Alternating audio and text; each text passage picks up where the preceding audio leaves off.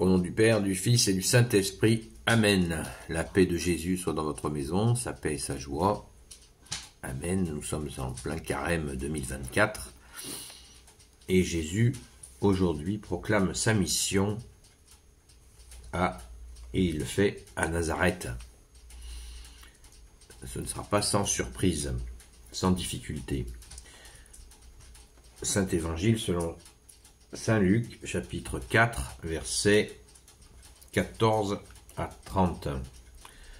Jésus revint en Galilée avec la puissance de l'Esprit, et l'on commença à parler de lui dans toute la région. Il s'était mis à enseigner dans leur synagogue, et tous chantaient ses louanges. Jésus vint ainsi à Nazareth, où il avait grandi.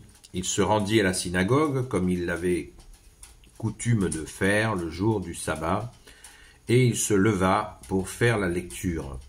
On lui passa le livre du prophète Isaïe, et en le déroulant, il trouva le passage où il est écrit « L'Esprit du Seigneur est sur moi, il m'a consacré pour donner aux pauvres une bonne nouvelle.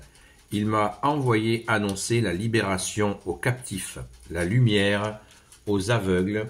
Il me faut libérer ceux qui sont écrasés et proclamer une année de grâce de la part du Seigneur. » Il roule alors le livre et le redonne au servant, puis il s'assoit. Et tous dans la synagogue ont les yeux fixés sur lui. Alors il commence à leur dire « Aujourd'hui s'accomplit cette écriture, voyez ce qu'on vous rapporte. » Tous l'approuvaient et s'étonnaient de cette révélation de la grâce divine qui tombait de ses lèvres. Il disait et pensaient que c'est le fils de Joseph. Mais il leur dit « Sûrement, vous allez me citer ce proverbe « Médecin, guéris-toi toi-même ». On nous a parlé de bien des merveilles survenues à Capharnaüm. Fais-les donc ici dans ta patrie. Jésus ajouta « En vérité, je vous le dis, aucun prophète n'est bien reçu dans sa patrie. Croyez-moi, il y avait beaucoup de veuves en Israël au temps d'Élie lorsque le ciel retint l'eau pendant 3 ans et demi, et qu'il y eut une grande famine dans tout le pays. Cependant, Élie ne fut envoyé à aucune d'elles, mais bien à une femme de Sarepta, dans le territoire de Sidon. Il y avait de même de nombreux lépreux en Israël au temps du prophète Élisée. Et aucun d'eux ne fut guéri, sinon Naham le Syrien. En entendant cela, tous dans la synagogue sentaient monter leur colère. Ils se lèvent, le poussent hors de la ville et le conduisent jusqu'à un ravin, jusqu'à un ravin de la colline sur laquelle leur ville est construite, pour le jeter en bas. Mais lui passe au milieu d'eux et il va à son chemin. Merci Jésus, comme c'est beau. Merci Jésus pour ta parole. Alors que se passe-t-il donc à Nazareth ? Eh bien, je crois qu'on peut tout résumer, absolument tout résumer dans cette réflexion. Verset 22, il disait et pensait que c'est le fils de Joseph. Il n'a pas compris encore, c'était au début de la vie publique de Jésus. Il ne savait pas que Jésus était le Messie, est le Messie.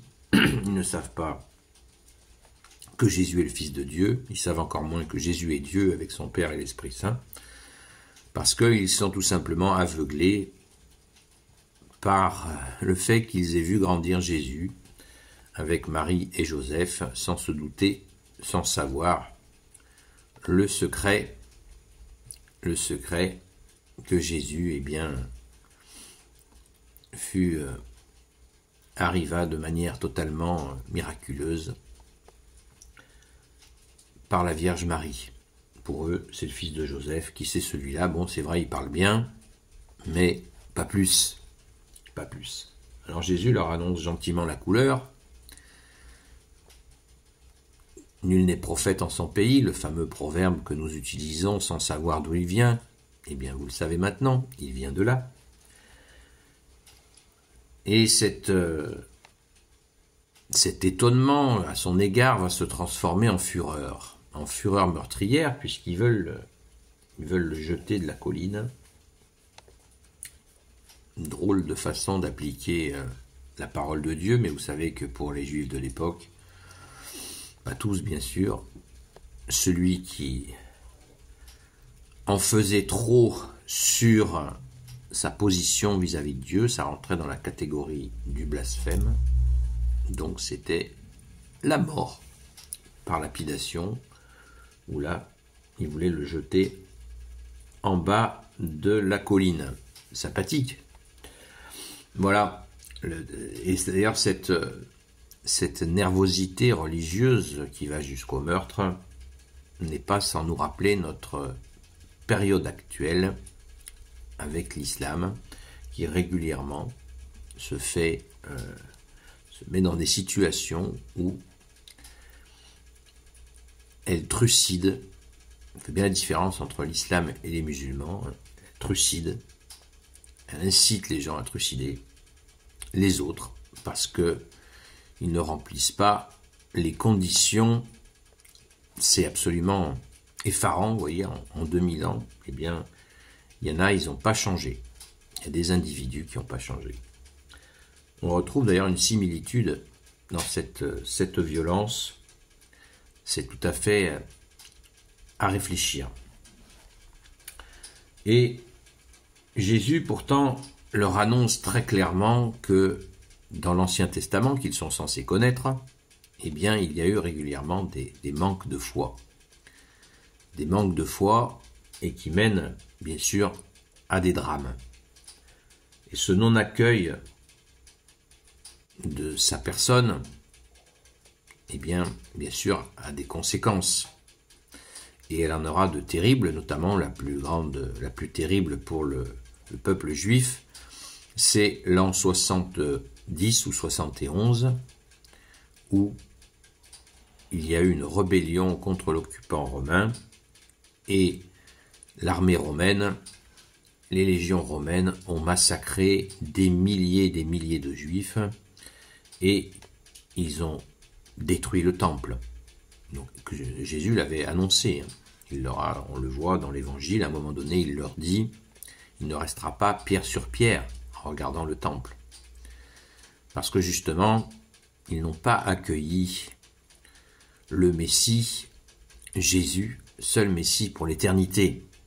Ce qui a plein de conséquences effroyables. D'ailleurs, nous-mêmes,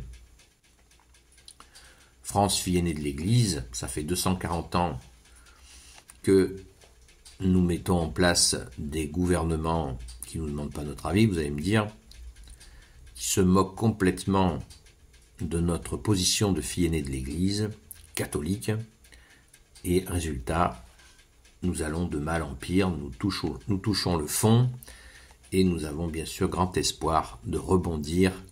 Alors supplions Jésus de retrouver une gouvernance pour la France qui soit éminemment catholique.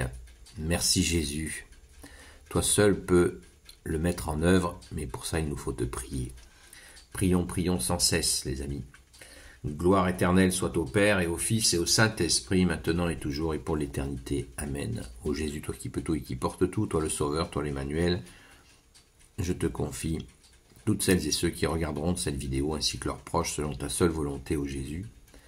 Sainte Marie, Reine des cieux, toi l'Immaculée Conception, toi qui écrases le serpent, toi qui es la lune sous tes pas, toi notre Mère, Notre-Dame, Saint Joseph, toi le juste et le saint, toi le sage, toi la terreur des démons, toi le saint gardien de la Sainte Église catholique apostolique, Sainte Marie-Madeleine, notre chère sainte patronne. Et vous, tous les saints et saintes, amis de toi, Jésus, Saint Michel Archange, qui est comme Dieu, Saint Gabriel Archange, Saint Raphaël Archange, et vous, tous les anges qui servent Jésus, je vous confie toutes celles et ceux qui regarderont cette vidéo, ainsi que leurs proches, selon ta seule volonté, ô Jésus. La paix de Jésus soit dans votre maison. Je vous souhaite une bonne reprise de carême en semaine, parce que le dimanche, on fait une pause au carême, nous les catholiques. Reprenons notre carême qui n'est pas un ramadan, qui n'est pas un jeûne alimentaire, qui est surtout un accueil de la miséricorde. Mais déjà, en accueillant la miséricorde, pensons donc à cette conversion que nous demande Jésus et cette foi en la bonne nouvelle en toi Jésus. Amen, à très vite.